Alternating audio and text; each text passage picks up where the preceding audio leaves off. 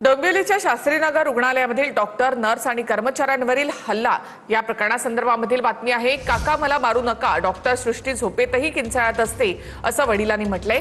मुलीची अवस्था सांगताना डॉक्टर वडिलांचा कंठ दाटून आला। व्हीआयपी ट्रीटमेंट नको, आरोपींना कठोर शिक्षा द्या अशी मागणी डॉक्टर सृष्टी यांच्या वडिलांनी केली आहे।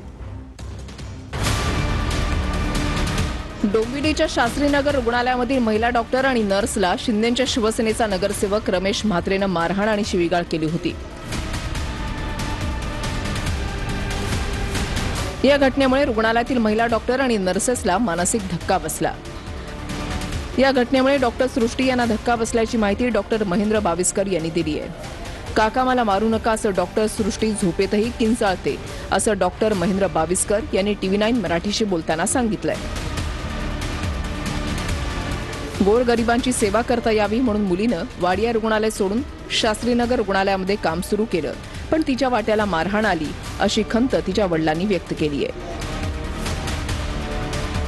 डॉक्टरांवर हल्ला करणाऱ्यांना राजकीय संरक्षण न देता कठोर शिक्षा करावी आणि सरकारी रुग्णालयातील डॉक्टरांना सुरक्षा द्यावी अशी मागणी सृष्टीच्या वडिलांनी केली आहे।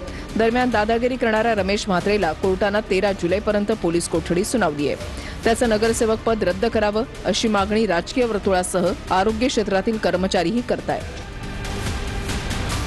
आमचे डॉक्टर सृष्टी बाविस्कर ही घाटी हॉस्पिटल औरंगाबादमध्ये गव्हर्नमेंट हॉस्पिटलमध्ये काम केलं।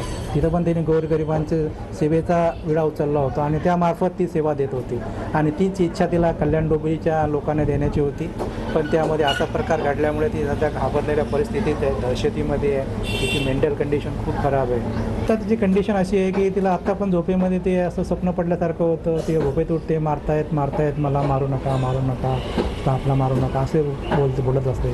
आणि कारण तिच्या मनावर थोडा परिणाम झालेला आहे या मारपिटीचा। तिने फर्स्ट टाईम असं बघितलं की शासकीय रुग्णालयामध्ये गुंड घुसतात आणि मारतात।